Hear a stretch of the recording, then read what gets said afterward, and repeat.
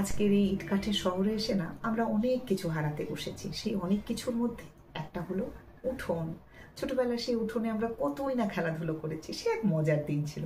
উঠোনটা থাকতো বাড়ির মাঝখানে, আর চারিদিকে ঘিরে আমাদের ঘরগুলো থাকতো। আর উঠোনের এক পাশে থাকতো একটা তুলসী মঞ্চ। সন্ধে হলেই মা কাকিমারা গলায় আঁচল দিয়ে একটা প্রদীপ জ্বালিয়ে শঙ্খে পো দিত, ভারী চমৎকার লাগতো শুনতে।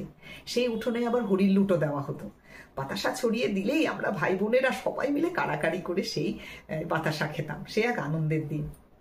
আর সেই উঠোনটা মেয়েরা এত সুন্দর করে মাটি দিয়ে নিকতো না, যে শুকিয়ে গেলে ভারী চমৎকার লাগতো দেখতে।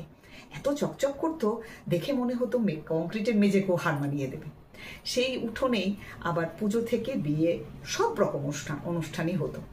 আমরা সেখানে বসে বিয়ের ভোজও খেয়েছি, আবার ঠাকুরের পুজোর ভোগও খেয়েছি।